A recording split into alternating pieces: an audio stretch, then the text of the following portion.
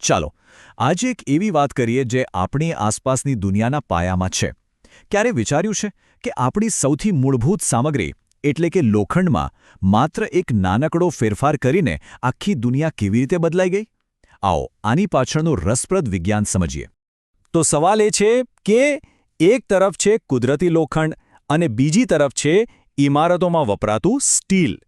દેખાવમાં કદાચ સરખા લાગે પણ એમની વચ્ચે જમીન આસમાનનો ફરક છે. આ જ ફરક આપણી આખી વાતનો મુખ્ય મુદ્દો છે.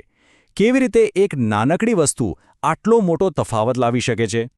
અને હા, આ રહસ્ય ઉકેલવા માટે આપણે કોઈ અટકળો નથી લગાવવાના. આપણી બધી જ માહિતી અને સરખામણી એ સીધી જ આપણા સ્રોત દસ્તાવેજમાંથી આવે છે. એટલે કે જે પણ વાત કરીશું એ તથ્યો પર આધારિત હશે. તો આપણી વાર્તાની શરૂઆત થાય છે એ મૂળ તત્વથી જેણે માનવ સભ્યતાનો પાયો નાખ્યો, એટલે કે લોખંડ.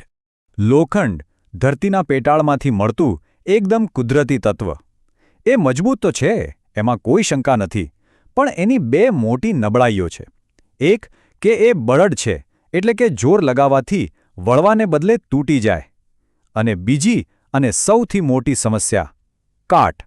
પાણી કે ભેજના સંપર્કમાં આવતા જ એને કાટ લાગવા માંડે છે. અને અહીંથી જ વાર્તામાં એક જબરદસ્ત વળાંક આવે છે.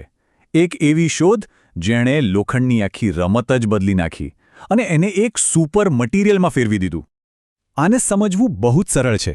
વિચારો કે લોખંડ એટલે લોટ અને કાર્બન એ તો જાણે ચપટીભર જાદુ, અથવા કહો કે ખમીર. જેમ ખમીરની એક ચપટી લોટને બદલી નાખે છે, બસ એમ જ કાર્બનની માત્ર એક ચપટી લોખંડને કંઈક એવું બનાવી દે છે જે અનેક ગણું મજબૂત અને ઉપયોગી છે, એટલે કે સ્ટીલ. ચાલો ત્યારે હવે આ બંનેને સામસામે મૂકીને જોઈ લઈએ. ફરક કેટલો મોટો છે તરત જ સમજાઈ જશે. અહીંયા જુઓ, બધું સ્પષ્ટ થઈ જાય છે. લોખંડ શુદ્ધ છે, જ્યારે સ્ટીલમાં લોખંડ સાથે થોડો કાર્બન ભળેલો છે. અને આ એક નાના ફેરફારથી શું થાય છે? મજબૂતાઈ વધી જાય છે, બળપણું ઘટી જાય છે, અને સૌથી અગત્યનું, કાટ સામે લડવાની તાકાત વધી જાય છે. એટલે જ સ્ટીલની સપાટી ચળકતી રહે છે, જ્યારે લોખંડ કાટ ખાઈને ખરબચડું થઈ જાય છે. આ જ કારણ છે કે આજે આપણે ગગનચુંબી ઇમારતો અને માઇલો લાંબી રેલવે લાઇનો બનાવી શક્યા છીએ, જે માત્ર લોખંડથી શક્ય નહોતું. પણ વાત અહીં પૂરી નથી થતી. મનમાં સવાલ થાય કે શું સ્ટીલ એટલા બસ એક જ પ્રકારનો મટીરિયલ? જવાબ છે ના, બિલકુલ નહીં. સ્ટીલ તો પોતે એક મોટો પરિવાર છે.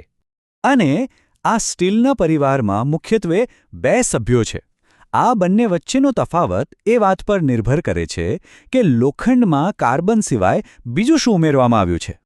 પહેલું છે કાર્બન સ્ટીલ. આ એકદમ સીધું સાદું વર્ઝન છે. લોખંડ અને કાર્બન, બસ. અને બીજું છે એલોય સ્ટીલ. આ થોડું એડવાન્સ છે, એક ખાસ રેસીપી જેવું, જેમાં બીજા તત્વો પણ ઉમેરાય છે. તો ચાલો હવે આ બંને ભાઈઓ કાર્બન સ્ટીલ અને એલોય સ્ટીલ એમાં કોણ ક્યાં ચડિયાતું છે એ જોઈએ. ફરક એમની રેસીપીમાં જ છે. કાર્બન સ્ટીલ એટલે શું? લોખંડ અને કાર્બન, વાત પૂરી. પણ એલોય સ્ટીલ એ તો એક આખું કોકટેલ છે. એમાં કાર્બન તો હોય જ, પણ સાથે નિકલ, ક્રોમિયમ, સિલિકોન જેવા બીજા તત્વો પણ ઉમેરાય છે. અને આ દરેક તત્વ એને કોઈક ખાસ તાકાત આપે છે.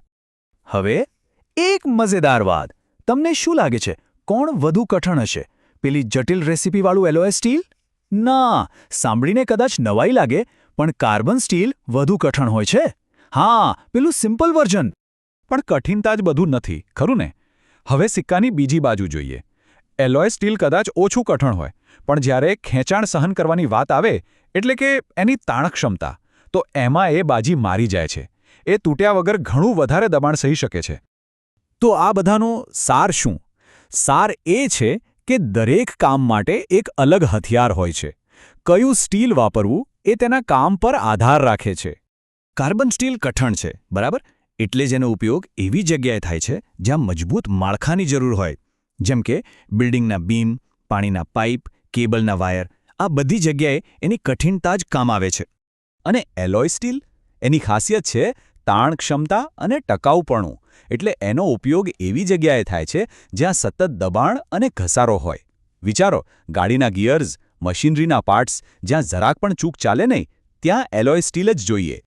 તો આપણે જોયું કે કેવી રીતે પરમાણુ સ્તર પર થયેલો એક નાનકડો ફેરફાર, એક ચપટી કાર્બન, આખી દુનિયા બદલી શકે છે. આના પરથી એક સવાલ જરૂર થાય, જો આટલા નાના ફેરફારથી આટલું બધું શક્ય બન્યું હોય તો વિચારો આવનારા સમયમાં મટીરિયલ સાયન્સ કઈ નવી ક્રાંતિ લાવશે. ભવિષ્યના એલોય કેવા હશે અને એ આપણા માટે કયા નવા દરવાજા ખોલશે.